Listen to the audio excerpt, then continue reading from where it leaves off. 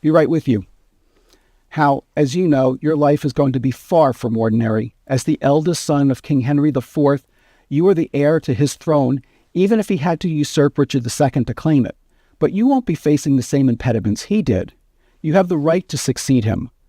But the way you've lived your life up until now has many people wondering, especially your father, what kind of king you'll make. The best advice I can give you is to tell you that before you become a king, you must first learn how to become a man. That means growing up and not hanging out with questionable characters like Falstaff, Bardolph, Peto, and Poins. As a grown man, I'm challenging you to ask yourself some questions. Will I dig the same things that turned me on as a kid? I'm talking about hanging out in bawdy houses and taverns with riffraff.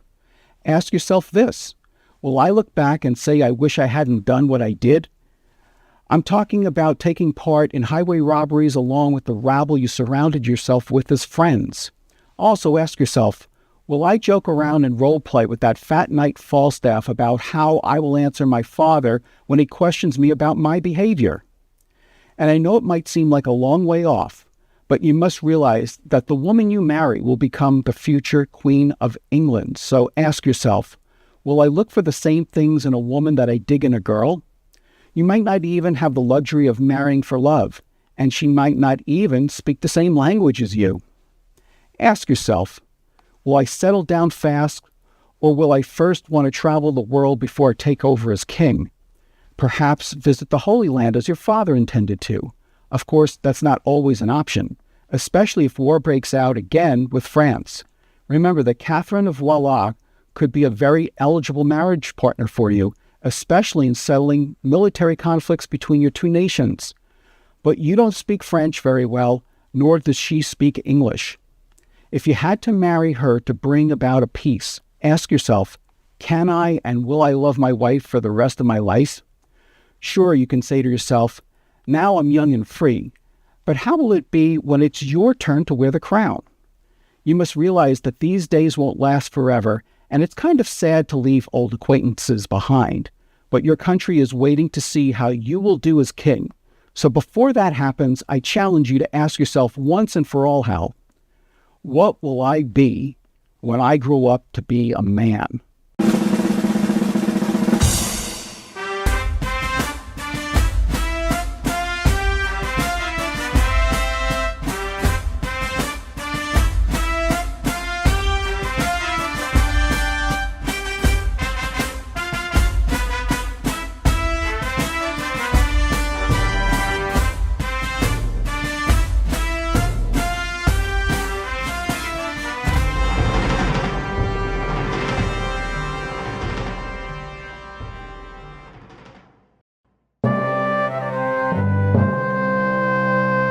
In the Gospel of St. Luke, chapter 15, we read the story of the prodigal son, who left home and wasted all his sustenance on harlots until he was starving and pitiful.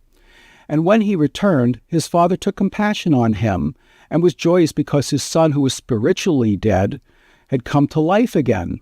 It's easy to see why Shakespeare drew so many references from this gospel and put them to good use in Henry IV, Part 1. So let's take a look at the plot. From the very beginning of the play, Henry IV's reign is beset by problems. First, he hopes to make atonement for his part in usurping the throne from Richard II, and also being partially responsible for his death, and making a crusade to the Holy Land. But that becomes impossible because he is experiencing trouble on his borders with Scotland and Wales. In addition, he finds himself increasingly at odds with Edmund Mortimer, this is Richard II's chosen heir, as well as the Percy family, who helped him to ascend to the throne and now feel slighted and unappreciated. King Henry is also disturbed by the behavior of Hal, his eldest son and heir, who will eventually become Henry V. Hal doesn't spend much time at the royal court and instead prefers to drink in taverns and associate with low-born and disreputable companions. This makes him an object of scorn and embarrassment to his father and the nobles and puts his succession in question. Hal's chief associate and surrogate father figure is Sir John Falstaff, a cowardly, drunken, and thieving knight whose quick wit and charm fascinates the young prince. King Henry and Hotspur have a falling out after a political disagreement over the treatment of hostages. Against the king's orders, Hotspur refuses to release hostages taken in action against the Scots. In retaliation, King Henry will not pay Owain Glendower, a Welsh rebel, the ransom for Hotspur's brother-in-law, Edmund Mortimer. This quarrel and the king's harsh treatment of the entire house of Percy drives them to ally with the Welsh and Scot rebels, and they resolve to depose Henry IV. Meanwhile, Hal hangs out with Falstaff and his cohorts at the Boar's Head Tavern. Although Falstaff and Hal are friendly, in a poignant soliloquy, Hal makes it clear that he will not continue in his present lifestyle when he becomes king. In addition, Hal plans to earn his high place in court by proving himself to his father. He believes that by suddenly changing his ways, he will be even more popular with the nobility than if he had behaved more respectably in his youth. Nevertheless, he is happy to carry out a plot against Falstaff. After a highway robbery, Hal and Poins slip away from Falstaff, disguise themselves, and rob Falstaff purely for the fun of hearing the older man lie his way out of it later, after which Hal returns the stolen money. As the rebel uprising of Mortimer and the House of Percy grows, Prince Hal reconciles with his father and gets command of an army. He vows to fight and kill the rebel Hotspur and orders Falstaff to recruit and lead a group of foot soldiers. Falstaff uses this appointment to line his own pockets by taking bribes from those who do not want to be pressed into service and who are wealthy enough to buy their own freedom. As a result, he winds up only recruiting the very poor whose wages he withholds. They all meet at the Battle of Shrewsbury, which is a crucial moment for everyone involved. If the rebels are not defeated outright, they will obtain significant advantage, and they can call upon other forces to help them break a stalemate or a victory for the rebels. Though Henry IV's troops outnumber the rebels, Hotspur, who is wild and skilled in battle, decides to lead the rebel army himself. During the battle, the king is singled out by the Douglas. Prince Hal and Hotspur duel, and in a crucial turning point, Hal prevails, killing Hotspur in single combat. Meanwhile, Falstaff plays dead on the battlefield to avoid fighting the Douglas. But after Hal leaves Hotspur's body on the field, miraculously, Falstaff revives and realizes that since he's alone, he stabs Hotspur's body in the thigh and claims credit for killing him. Hal allows Falstaff to claim the honor of the kill. Soon after Hal's generous gesture, Falstaff states that he wants to amend his life. Fat chance, pun intended. The play ends after the Battle of Shrewsbury. The death of Hotspur and the military victory strike a serious blow against the rebel fighters. King Henry is thrilled with the outcome, and he executes Thomas Percy, the Earl of Worcester, who was one of his chief enemies, though he was formerly one of his greatest friends. His son Hal practices mercy by ordering the Douglas, who is now a prisoner of war, to be released without ransom. And although the rebellion, now led by the Archbishop of York and the Earl of Northumberland, continues, the play ends with Henry IV's commitment to make sure that their victory is complete, saying, "Rebellion in this land shall lose his sway, meeting the check of such another day. And since this business so fair is done, let us not leave till all our own be won." When we get back, we'll look at some of the remarkable characters in Henry IV, Part 1. Let's take a look at some of the major characters in this play. First, Henry IV is Henry Bolingbroke, who we first saw in Richard II when he usurped that king, his cousin, to become King of England. And although he is a better king, the people who put him in power have now become his greatest threat. Hal, also known as Prince Harry, also known as the Prince of Wales, is Henry IV's oldest son and heir to the throne. But there's a major problem because Hal has spent his youth among riffraff and reprobates, much to his father's chagrin. Hotspur, also known as Harry Percy, also known as Henry Percy, is the son of the Earl of Northumberland. He is a hothead who loves to go to war. He flies off the handle and is argumentative just for argument's sake. Still, Henry IV wishes he had a son like Hotspur instead of Hal, and that is up until the time that the king and Hotspur get into an argument over prisoners. Thomas Percy, also known as the Earl of Worcester, is Hotspur's uncle. The Percy family is the primary threat to the king, who, after being slighted, mount rebel forces to remove Henry IV from the throne. There are also other combatants whom the king must face off against. Chief among them is Lord Edmund Mortimer, also called the Earl of March, who was Richard II's chosen heir to the throne, and so he poses a great threat to Henry IV. The king must also battle against Owain Glendower, Sir Richard Vernon, and the Earl of Douglas, among others. And finally, we have one of Shakespeare's greatest creations, the fat knight known as Sir John Falstaff. Falstaff is a pickpocket, a rogue, a drunkard, a mooch, and a liar who, along with his cronies Bardolph, Peto, and Ned Poins, hang out in taverns with Hal during his younger days. Hal seems to be fascinated by Falstaff and finds him amusing. Hal also seems to view Falstaff as some sort of mentor or father figure who teaches him the ways of commoners and vagabonds. He loves to make sport at Falstaff's expense, but also allows this man a great deal of latitude and protects him from the law. However, it's clear from what Hal has to say in his first major soliloquy that he knows that when he becomes king, his association with these criminals will have to come to an end. Coming up, we'll look at some of the plot devices and memorable scenes in Henry IV, Part 1.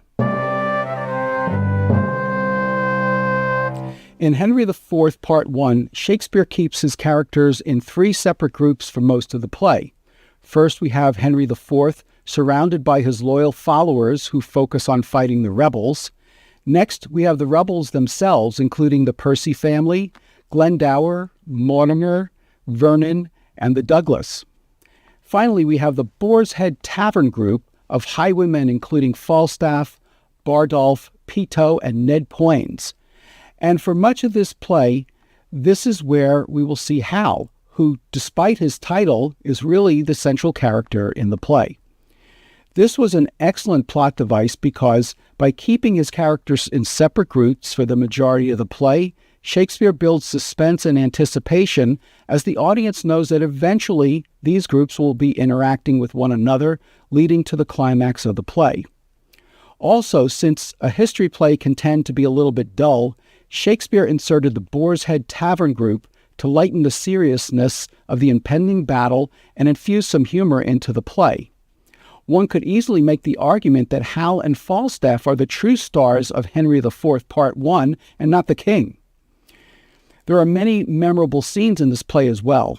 In Act 1, Scene 2, Hal gives his "I know you all" soliloquy, which allows the audience to know his thoughts but still keep his associates in the dark. Here it is. "I know you all, and will a while uphold the unyoked humor of your idleness. Yet herein will I imitate the sun." Now, this is a play on words because he's the son, S-O-N, of the king, but the sun, S-U-N, is also a symbol for the king. "Who doth permit the base contagious clouds to smother up his beauty from the world, that when he please again to be himself, being wanted he may be more wondered at by breaking through the foul and ugly mists of vapors that did seem to strangle him. If all the year were playing holidays, to sport would be as tedious as to work. But when they seldom come, they wished for come, and nothing pleaseth but rare accidents. So, when this loose favor I throw off, and pay the debt I never promised, by how much better than my word I am, by so much shall I falsify men's hopes, and like bright metal on a sullen ground, my reformation, glittering on my fault, shall show more goodly and attract more eyes than that which hath no foil to set it off. I'll so offend to make offense a skill, redeeming time when men think least I will. Hal knows that he's perceived as a vagrant and a vagabond and a wastrel. But when the time arises for him to take the throne, he knows that he will take it seriously and he will shock his detractors. And finally, in Act 3, Scene 3, there's a great scene included in the Boar's Head Tavern when Falstaff is bragging about his good qualities. As you will see, this is really Falstaff putting on a show and entertaining his cronies, and it demonstrates why they are willing to put up with him even though he's such a scoundrel. Here he is bragging about himself. Bardolph, am I not fallen away vilely since this last action? Do I not bate? Do I not dwindle? Why, my skin hangs about me like an old lady's loose gown. I am withered like an old Applejohn. Well, I repent, and that suddenly, when I am in some liking. I shall be out of heart shortly, and then I shall have no strength to repent. And I have not forgotten what the inside of a church is made of. I am a peppercorn, a brewer's horse. The inside of a church, company, villainous company, hath been the spoil of me. Bardolph says, Sir John, you are so fretful, you cannot live long. And he continues, Why, there it is. Come sing me a bawdy song, make me merry. I was as virtuously given as a gentleman need be. Virtuous enough, swore little, diced not, above 7 times a week. Went to a bawdy house not, once in a quarter of an hour. Paid money that I borrowed 3 or 4 times. Lived well and in good compass, and now I live out of all order, out of all compass. When we get back, we'll look at some of the major themes in Henry IV, Part 1. In this play, we see several instances of loyalty and appreciation. By the way, I never thought much of this speech until I heard Sir John Gielgud deliver it. I encourage you to look it up online. It's definitely worth hearing. Listen to Hotspur defend his loyalty to Henry IV in Act 1, Scene 3, as he explains why he didn't turn over his prisoners. My liege, I did deny no prisoners, but I remember when the fight was done, when I was dry with rage and extreme toil, breathless and faint, leaning on my sword, came there a certain lord, neat and trimly dressed, fresh as a bridegroom, and his chin new reaped, showed like a stubble land at harvest home. He was perfumed like a milliner, and twixt his finger and his thumb he held a pouncet box.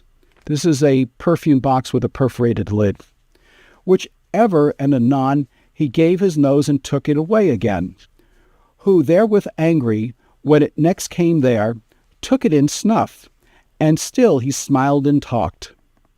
And as the soldiers bore dead bodies by, he called them untaught knaves, unmannerly, to bring a slovenly, unhandsome course betwixt the wind and his nobility. With many holiday and lady terms he questioned me, amongst the rest demanded my prisoners in your majesty's behalf.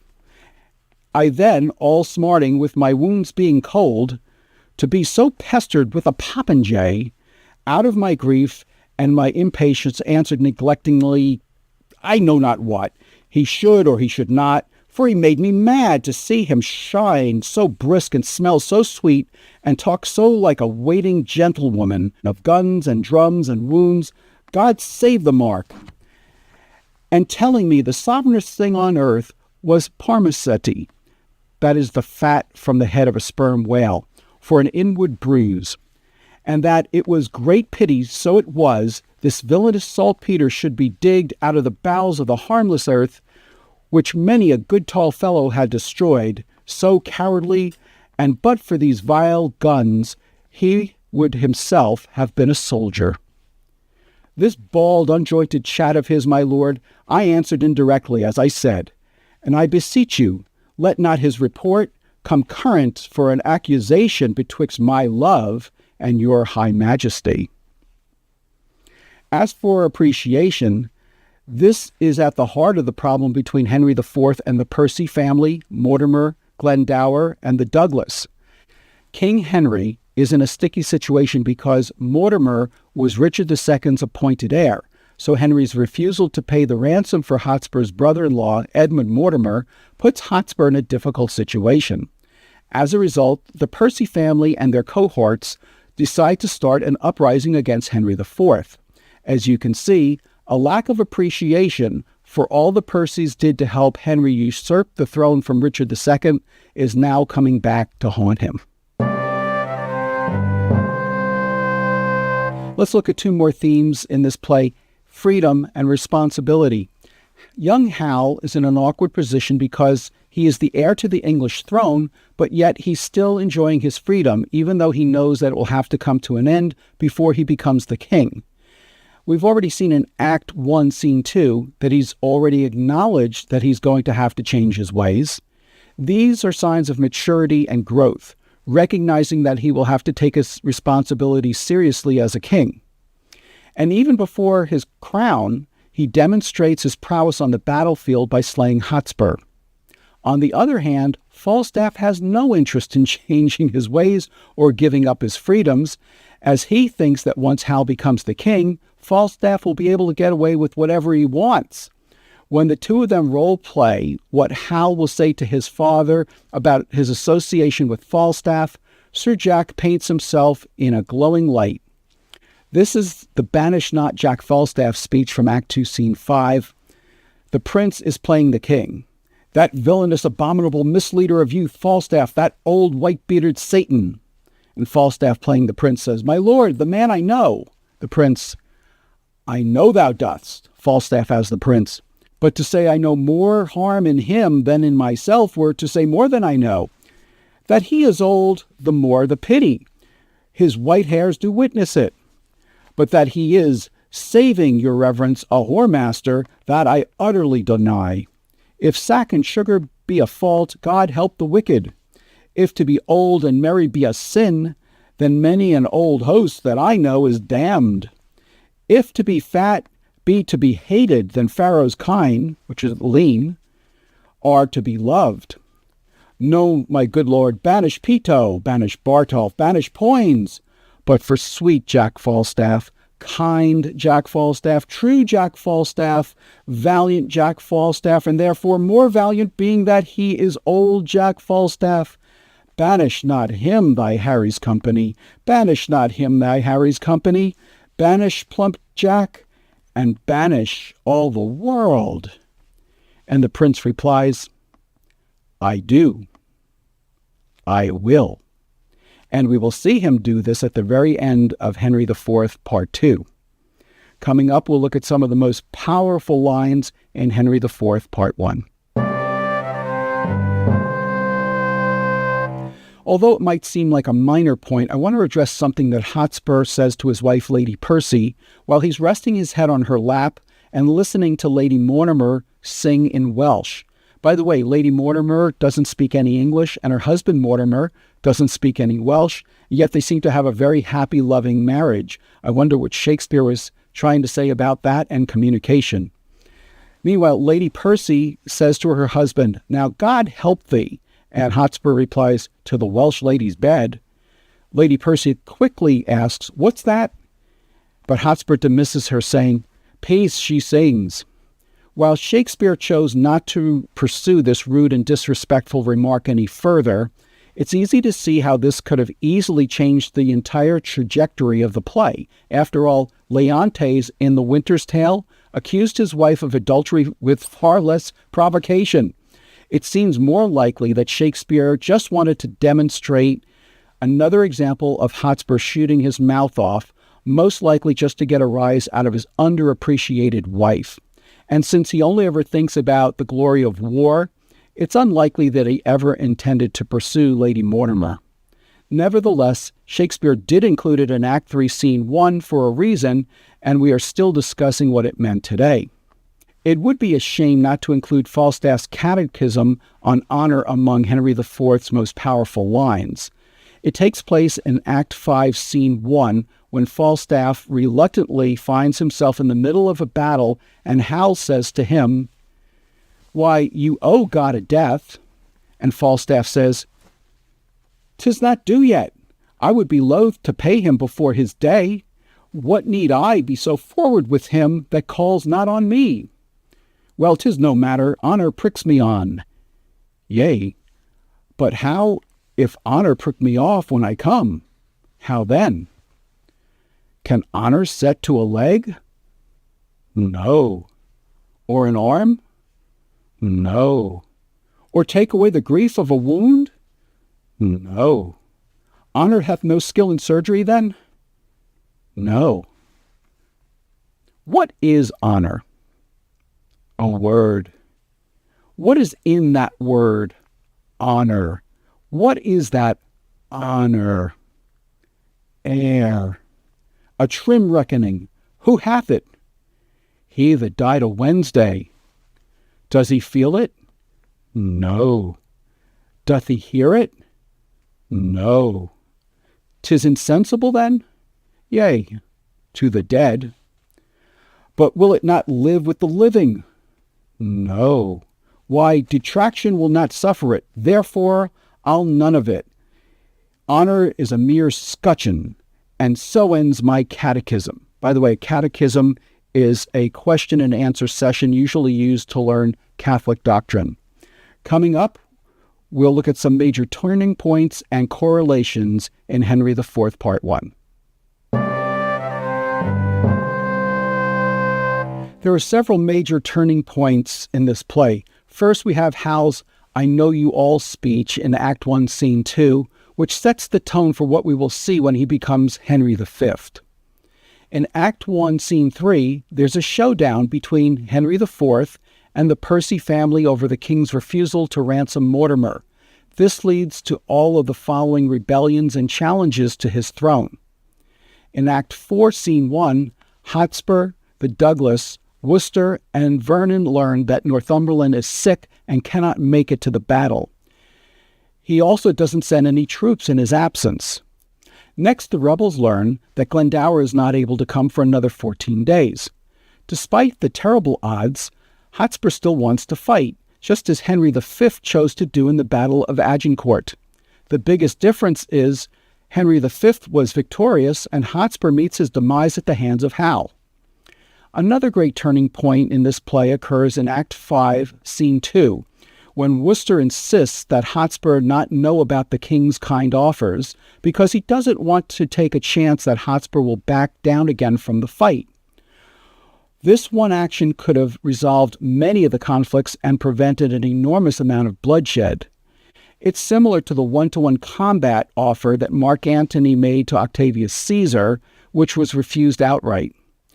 Finally, we see Hal show mercy and ransom the Douglas when he could have had him executed. We'll see another similar gesture by Hal when he becomes king in Henry IV, Part 2. Everyone thinks he's going to punish his childhood tutor, the Lord Chief Justice, because he was so hard on him as a child. But instead, Harry asks him to be just as strict to his own son and to be a father figure and mentor to himself as a king. I would be remiss if I didn't mention that Shakespeare used a lot of correlations between Hal before he becomes king and Jesus Christ. Hal spent his time with vagrants, pickpockets, innkeepers, and thieves. Christ associated with murderers, adulteresses, fishermen, and thieves in hopes of inspiring them to better themselves and sin no more. Hal urges them to change their ways, but doesn't insist that they do so. And in both cases, we see that many are called, but few are chosen. When we return, we'll look at some interesting facts about Henry IV, Part 1. In preparing to do this episode, I did some research and I found out some interesting facts about Henry IV. For instance, not only was Henry IV the first Lancastrian king of England, he was also the first king of England who spoke English as their first language. Prior to that, the king spoke French. Henry IV was also the first monarch to permit burnings at the stake as a form of execution.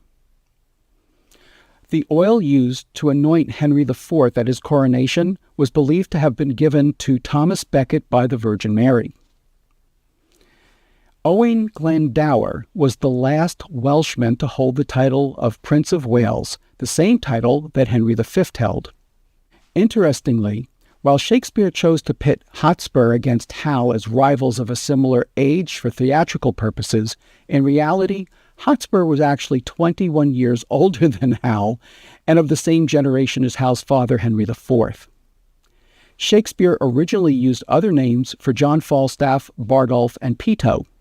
Falstaff's original name was Oldcastle, based on the real deceased Protestant, but Shakespeare changed it because his descendants, still living in Shakespeare's time, objected to the use. Oldcastle's replacement name was taken from Sir John Falstaff, a coward who fortunately died without leaving any living relatives. Bardolph was known as Russell, and Peto was originally known as Harvey. Their names were changed, no doubt, for similar reasons. And finally, the common expression, discretion is the better part of valor, has its roots in Henry IV, Part 1. In Act 5, Scene 4, Falstaff says, after playing dead to escape being killed, the better part of valor is discretion, and the which better part, I have saved my life. When we return, we'll look at some of the great actors in the 1979 BBC Shakespeare version of this play. All right, now let's take a look at some of the actors who played in the 1979 BBC Shakespeare version of Henry IV, Part 1. Please note that since Shakespeare chose to follow the history of English kings in this group of 4 plays, comprised of Richard II, Henry IV, Parts 1 and 2, and finishing this segment with Henry V, we'll see that the BBC used many of the same actors to continue their roles throughout the first tetralogy. John Finch, who played Henry Bolingbroke in Richard II, in 1978 returned to play Henry IV in Henry IV Parts 1 and 2 in 1979. He also played Don Pedro in 1984 in Much Ado About Nothing. David Gwillim, who played Hal, continues his role in Henry IV Part 2, where he becomes King Henry V. He also portrays that title role in Henry V in 1979. Robert Brown, who plays Sir Walter Blunt, also played the Earl of Pembroke in the 1984 version of The Life and Death of King John. Tim Pigott-Smith, who played Hotspur, or Harry Percy, also played Lord Angelo in Measure for Measure in 1979. Robert Edwards, who plays Prince John of Lancaster, continues his role straight through Henry V. Anthony Quayle, who plays Falstaff, continues his role in Henry IV Part 2, but is replaced by Richard Griffiths in the 1982 version of The Merry Wives of Windsor. Gordon Costello, who plays Bardolph, continues his role not only through Henry V and the 1982 version of The Merry Wives of Windsor, but also plays a fisherman of Pentapolis in the 1984 version of Pericles, Prince of Tyre. Richard Owens, who plays Owain Glendower, also played Sir Thomas Mowbray in the 1978 version of Richard II. And finally, Brenda Bruce, who plays the continuing role of Mistress Quickly in Henry IV Parts 1 and 2 and Henry V, and the first witch in the 1983 version of Macbeth, was replaced as Mistress Quickly by Elizabeth Spriggs in The Merry Wives of Windsor. Stay tuned for today's trivia challenge, which is called I'm a Little Short. Now it's time for today's trivia challenge, which is called I'm a Little Short. In several of Shakespeare's plays, he specifically notes that one character is taller than the other. Name which of these two characters is shorter than the other one in these 3 clues. Number 1, Helena or Hermia in A Midsummer Night's Dream. Number 2, Rosalind or Celia in As You Like It. And number 3, Verges or Dogberry in Much Ado About Nothing. When we get back, we'll have the answers, along with some relevant lessons from Henry IV Part 1. All right, let's see how you did in today's trivia challenge called I'm a Little Short. In several of Shakespeare's plays, he specifically notes that one character is taller than the other. Name which of these two characters is shorter than the other in these 3 clues. Number 1, Helena and Hermia in A Midsummer Night's Dream. The right answer is Hermia. Number 2, Rosalind and Celia in As You Like It. The correct answer is Celia. And number 3, Verges or Dogberry in Much Ado About Nothing. The correct answer is Verges. Now let's finish up with some relevant lessons from Henry IV, Part 1. First, leadership carries with it the price of responsibility. Even if Hal intended to change his ways, he still could have reassured his father sooner by demonstrating a more serious demeanor in his younger days. It's even more important that we do this if we expect to move up for a promotion, unless you also happen to be an heir apparent. Second, choose your associates wisely. As motivational speaker Burke Hedges' mother used to say to him when he was growing up, "Tell me who you hang out with, and I'll tell you who you are." And third, in this play, the rebellion got started as a result of a perceived lack of appreciation for the Percy family's help in getting Henry Bolingbroke to become King of England. Remember to always demonstrate respect and appreciation for others.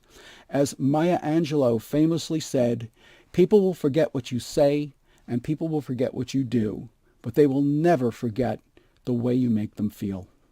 I'm Dave Romeo, and thank you for watching this episode of Romeo and Shakespeare. Please join me next time when a pair of star-crossed lovers try to overcome an ancient family feud.